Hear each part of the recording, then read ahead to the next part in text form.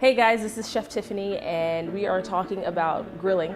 So we're gonna cover just one of the most basic things you will put on your grill this summer, which is a hamburger.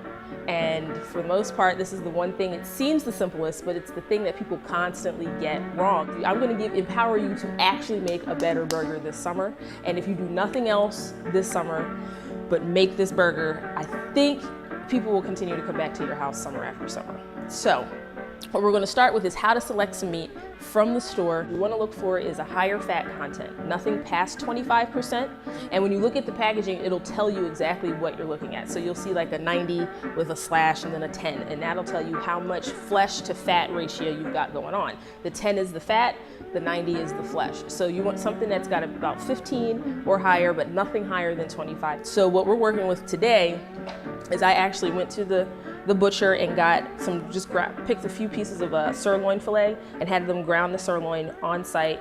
And if you're looking to do something a bit more economical, let's say you got 40 people coming to your house and you don't want to spend all your money on sirloin, you can actually do a combination of like 20% sirloin to 80% ground chuck. Ground chuck usually has a really nice fat content to it, and then the sirloin has really great flavor. So the two of those together will actually make for a really well-balanced hamburger that gives you great results at a cheaper price.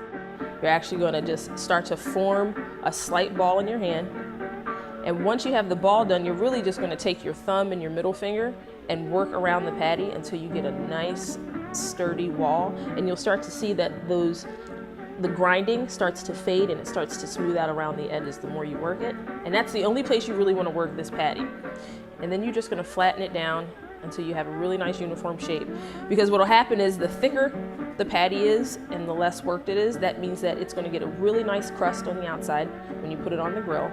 And then because of its density and its thickness, you'll get a perfectly medium rare, or even a fairly nice juicy well done burger if your guests prefer well done. So this is really what you're looking for. And then you'll still see some of it, still see some of that grounding on the top and on the bottom, but on the sides you'll see it started to smooth out quite nicely, and it's going to hold up on the grill a lot better this way. Keep your bowl with your ground meat in a bath of ice just so you can keep the temperature down, because A, it's safer, you don't end up with bacterial growth, number one, and number two, the colder the meat before you put it on the grill, the better your end result's going to be. Okay guys, so we are outside for part 2 of the process. So we're going to get this meat on the grill. We're going to start to build our burger from the bun up, essentially.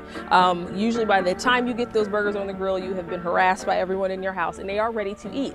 We're going to actually go through this onion right about here, give it a really nice slice, and now you have essentially the onion patty, and that's going to go directly on the grill. We're going to get those on first so we can pull those off, and then we are going to get our meat on the grill as well. Give our patties a little bit of salt and pepper. When it's beef, you want to give it a little extra salt, because as that cooks off on the grill, it's the only thing that's going to give it any actual seasoning.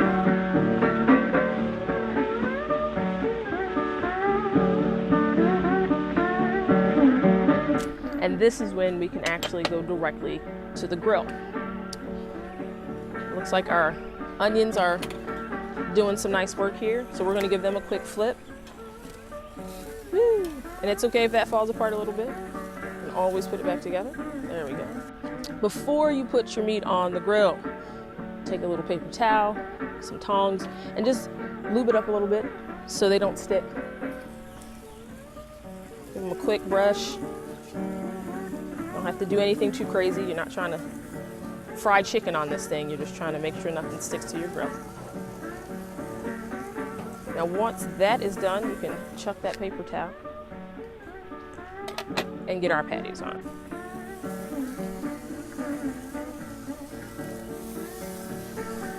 Now, if you want medium rare, you're going to actually let this sit on one side for about 3 minutes and then give it one flip, ladies and gentlemen. One. It does not need more than one. Once you flip it once, leave it alone, walk away from it, let it do its thing. The meat will tell you when it's ready to flip. It'll tell you when it's finished. You don't need to nurse it. You don't need to sit over here and keep turning it and tossing it. Just let it be. We have a little bit of Vermont cheddar. We also have, just from our local Publix here, thank you guys, we have some actual fresh made hamburger buns from the bakery. So those would be fantastic. That's a really nice treat. They really don't cost any more than, like, you know, the regular ones that you would get in the bread aisle. And then we also have a little bit of red leaf lettuce. You want something that's not going to sit up as much as romaine, because you want it to kind of just lay flat on the burger, because there's nothing as disappointing as biting into a burger and all the toppings fall out of the backside. Finally, instead of ketchup, instead of sliced tomato, we have a little bit of tomato jam, which is actually really fantastic. It'll still give you the tomato flavor, but you can forego the condiments at this point, and you can actually forego the fresh sliced tomato. So it makes it less messy, things kind of hold together, it'll help the bun stick to everything else. And the recipe for the tomato jam is on the website, so you can absolutely knock this out. And once you have this done, jarred up, put in the refrigerator, it'll pretty much last you all summer at this point. You can actually, if you were here, you could smell the cedar burning off of the backside, so that smoke is actually going to get into our burger. And if you see, our burgers are actually in perfect condition to actually flip at this point. They'll probably have some really fantastic grill marks on one side, and you see how that just lifts off. Flip it, and that's the sexy you're looking for, people. That is the sexy you're looking for. That's even better. I love mines with a nice, a real serious crust on the one side. So we are at the point where we can actually check for doneness. What you're looking for is that part right between your index finger and your thumb. And this is pretty much what you're looking at when you're doing rare, or when the meat's going on and it's raw. And that's essentially, if you're touching it here and you touch the burger, you're going to get essentially the same feeling. And yes, I said essentially 3 times, but work with me here.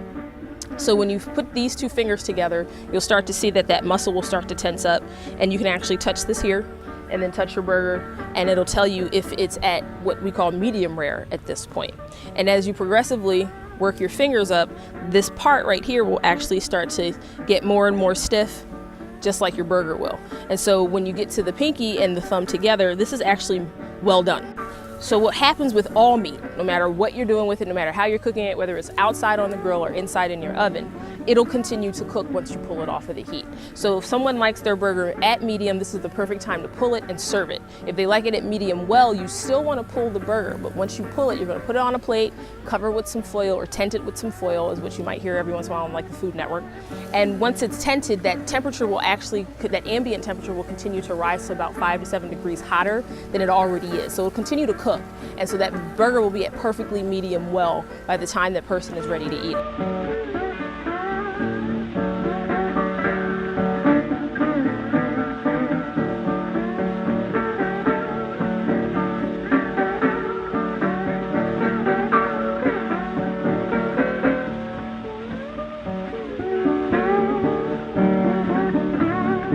Give that a quick stack, and your burger is ready to go. There's nothing, I think, better in the summer than one of these.